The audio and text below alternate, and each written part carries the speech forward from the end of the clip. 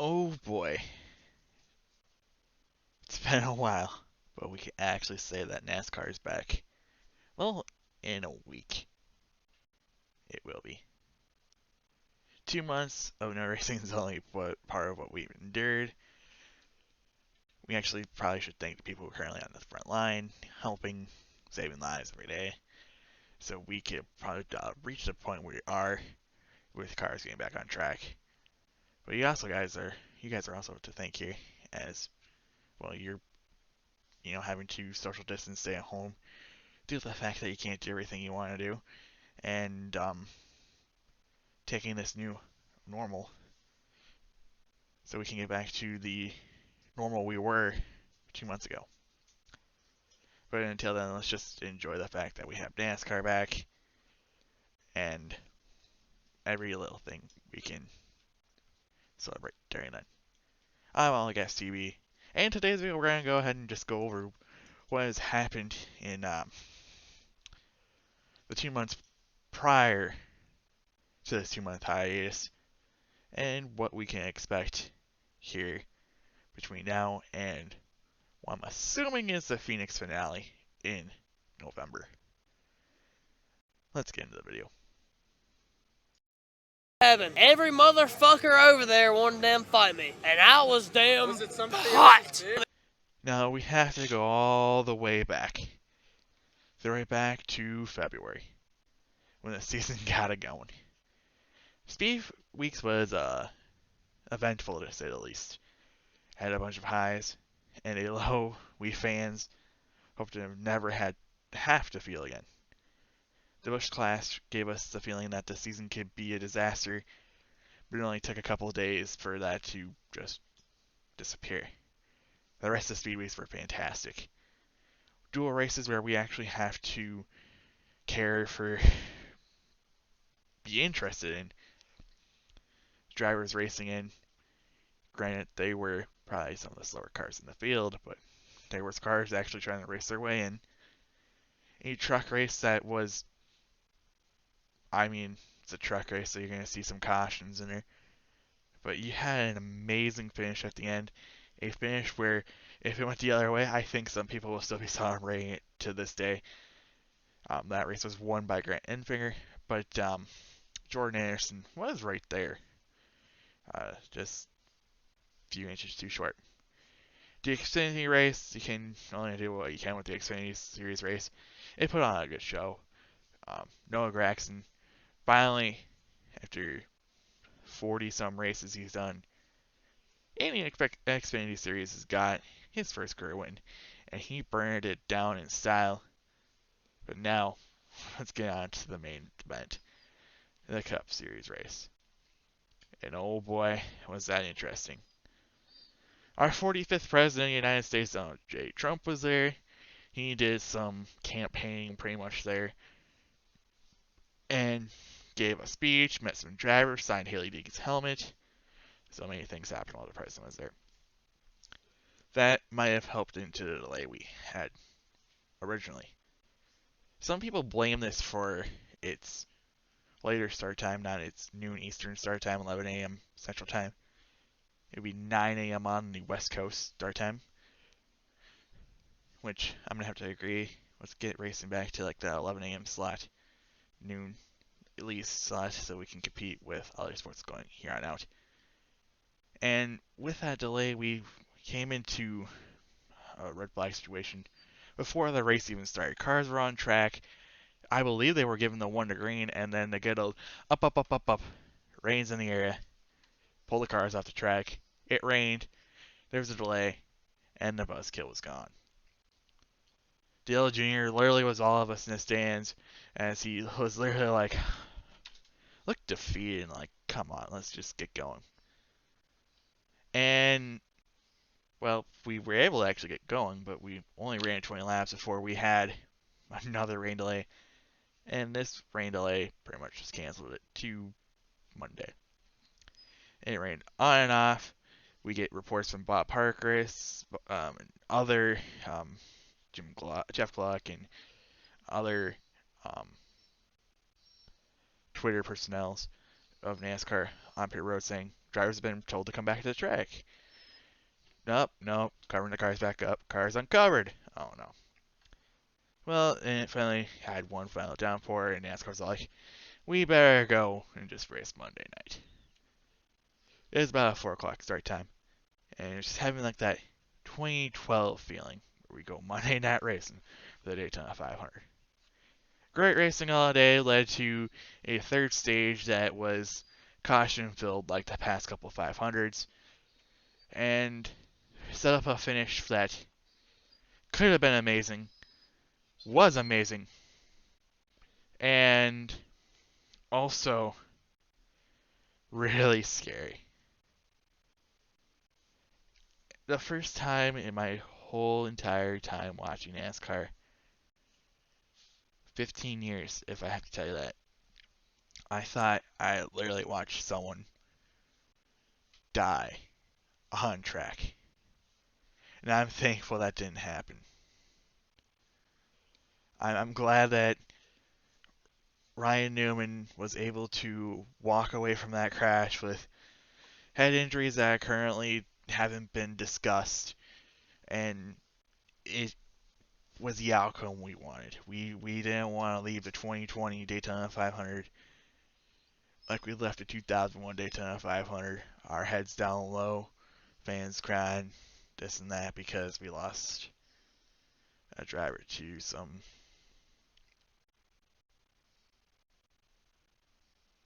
an incident that I'm not gonna say can't happen. It can happen, but I don't know. This is the only thing I'll ever thank Brian France for, and that's his initiative to get the safety equipment we have. Safer barriers everywhere, safety initiative inside the car, everything. That's it. Brian France, you got your one shot in this video. Don't sue me because I ain't taking this video down. I'm grateful that Ryan Newman will be joining us when we go back racing next Sunday, and from here on out, man, there's a lot of things you can think there, but it was a scary situation, and I remember I had an iRacing League race in Iron Thunder Racing League like 20 seconds after the wreck happened, and I was told that updates will be provided when we can, and man, it was one of those nights in the Iron Thunder Racing League that I hope it's never repeated again. Quiet, and everyone very worried about a situation due to a real life driver. Now the finish was amazing. If we didn't have Newman's scary crash, this finish would be mentioned in the greatest Daytona 500 finishes ever, as it was a battle between Hamlin and Blaney. It ended up Hamlin by a few inches winning the race. People argued that was Blaney if you go back on like NASCAR's replay because the caution's out on like the graphic ticker. But NASCAR declared Hamlin the winner. He captured his third 500, back-to-back 500s, and locked himself into the playoffs. Speed Weeks led to Vegas, and to me, Vegas didn't disappoint well until we got that artificially fed finish. Vegas didn't upset. And this is the first race on the season out of the four we've had where I believe Hendricks is going back to being competitive. Yeah, you saw 4 wins last year between Elliott and Bowman, but that was it. That was it. There has been years when they win half the races, but I think they're back. And it's just not Chase Elliott. Alex Bowman is a guy who was competitive in most of these races this year. Chase Elliott did dominate most of the first part of the race, but he had, I believe it was like a tire issue or something. He hit the wall or something, got damage to his car, and forced himself out of the race. It happens. He finished a couple laps down, had the best car all day, didn't win the race. That gave it to a battle between Blaney, Logano, and Bowman. There was like four cars, if you want to count the whole entire race, that were dominant. Bowman didn't get real dominant, like show he had a dominant car later on into the race, but we didn't get to see that amazing battle we could have had between Blaney and Bowman with the 5 laps to go because here comes Nascar, their artificial finishes. Chastain spun, he kept it off the track. It was more of like a drift off of two onto the lower part of the track. Was able to go straight, was able to probably get it back to pit road. But NASCAR is all like, nah, nah, nah. Let's throw out the caution and see if we can get an exciting finish. That led to some different strategies. 7 cars decided to stay out, the rest of the field pitted. And, well, I believe Joey Logano was supposed to pit there, but he didn't. He stayed out. He got help from his Penske affiliated driver, Matt Benedetto, and was able to win the race in Vegas. Good for him, man. Joey Logano won the race. Matt Benedetto finished second. Matty D proving he can do something when he gives a car that is competitive, man. Auto Club. Well, was Auto Club. Racing this year is better than last year. You're able to actually see some passes on track. Cars be competitive. It wasn't strung out. It wasn't you can't pass here, you can't pass there. And again, out of the 4 races this year, this is another race where it had me all like, oh boy, could Hendricks be competitive again? And this time it's with Alex Bowman. And Bowman was a showman all day long. Him and Blaney had the best 2 cars the whole entire race. Battles between them were amazing, but Blaney couldn't pull off the tire saving method like he needed to, and he ended up getting all the way down to the I don't know what it was called, like the cording of the tire. The tire was cording, and well, he ended up having to pit and pretty much just ruined his race from there. I wouldn't say the win fell into Bowman's hands. It it was a win that was earned from him. You can tell he was there to win the race, and he did. And Phoenix, well, was the first race with an old new short track package. Your short spoiler, your short splitter. I mean, it was good racing, and I can't remember much from it because I don't think I watched much of the race. I think I was in and out all day watching the race. And Logano claims his second win of the year. If you're keeping track at home, I hope you are. In the first 4 races, all the drivers had repetitive numbers: 11, 22, 88. What's going to happen when we go back racing here next week? Are we going to see the 11 win again? We're going to see the 88. Maybe the 77 or 00 or the 66 can get a win. Probably not, but no, I hope not. I don't think they will. Probably not. Now at the hiatus, what happened? Well, we went digital. We went iRacing, man. iRacing became popular. That's what we're going to go with. In this 2-month span, you can see drivers going everywhere and buying simulators here, sim rigs here. And it was not just NASCAR. It was IndyCar, World Outlaws, big name drivers who have retired and we're running at Homestead and Michigan and Watkins Glen and Dover. They're gonna be running at North Wicks. They ran at North Wilkesboro, and this is just all because there's nothing else going on. There was no basketball, there was no baseball, there's no hockey, no soccer, no golf, no tennis. There was some WWE, but don't. Oh, that was terrible.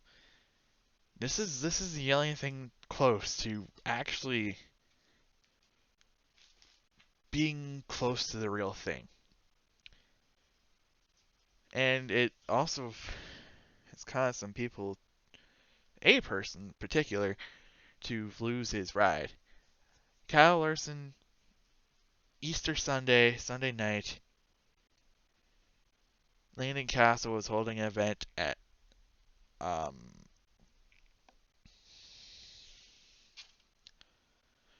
Autodrome Monza. It's somewhere. It's Monza. He's hosting an event there, and well, it's in the middle of practice, and in the world of iRacing, you have a option where you can just talk to your team, and an option where you can talk to everyone. And for the most part, you should probably have your scanner. If you have a spotter, you have a crew chief, you should probably have your scanner on team. Well, Kyle Larson didn't know that and went over all teams going, "Hey, can you hear me?" and started a certain word you should never ever say ever. My dog just came in and was all like, "I agree."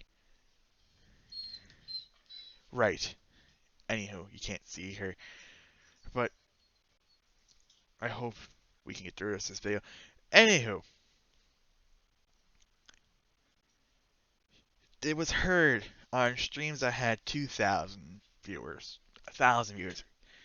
There's enough people watching it that it got out real quick. And, well, let's just say he ruined his own career by saying that. And it wasn't like one of those, like, it was like a slip, it was like an accident. It was like a something he says repetitively type of way he said it. He ruined his career, he lost all of his sponsorship, lost backing with Chevy and whatnot. He has completed his sensitivity training. He did race at Knoxville Speedway in the World of Outlaws, but no word if he's going to be in NASCAR anytime soon. And apparently, he's also sold his house in Charlotte whatnot. Then we got the replacement driver announced like a week later, and it wasn't the driver everyone was thinking. You would think Chip Ganassi would be like, "Hey, Ross Chastain, you want to come and drive the 42 car?"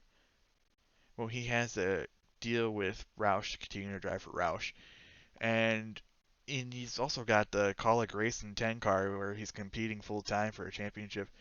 So I don't think it was like a first go there, but they had to be on the list. And the rumor that was coming around is it was a former driver, and many people were thinking it was Jamie McMurray, but it wasn't him. It was Matt Kenseth. You called up Matt Kenseth like, "Yo, you want to race?" And he said, "Yeah." Apparently, they asked Carl Edwards, but I think they didn't get to Dale Jr. because Kenseth said yeah, but Edwards responded a couple days later saying, "It's not for me." So Matt Kenseth's now in the 42 car. His paint scheme for Corvette One Bank has been released.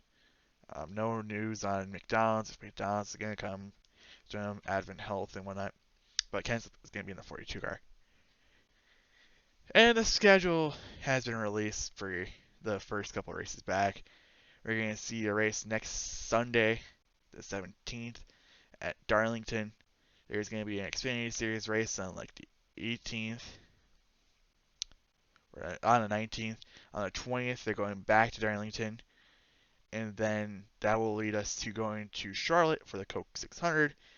And then there's going to be like a Truck Series race, an Xfinity Series race, and another Cup Series race at Charlotte. So 4 races in the matter of 11 days or something like that, all in the 2 same tracks, which it does make sense to me that you're doing this because, one, you have these intermediate track cars built, and 2, you're in a close proximity to the tracks and whatnot.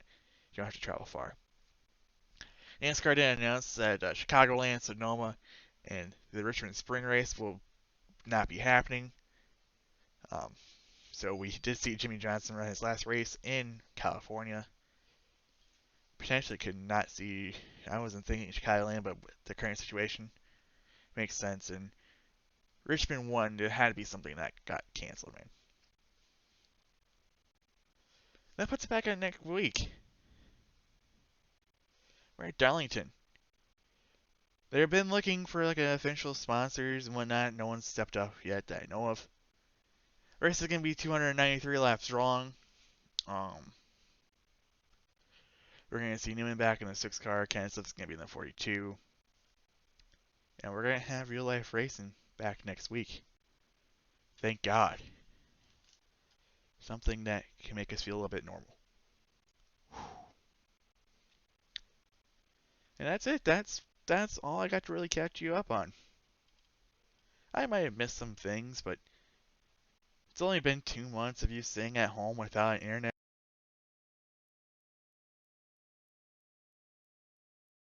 With an internet browser to tell you what's going on, so you probably didn't need this video, but hey, you got it. And if you enjoyed this video, make sure you leave a like, subscribe to the channel, and until next time, peace.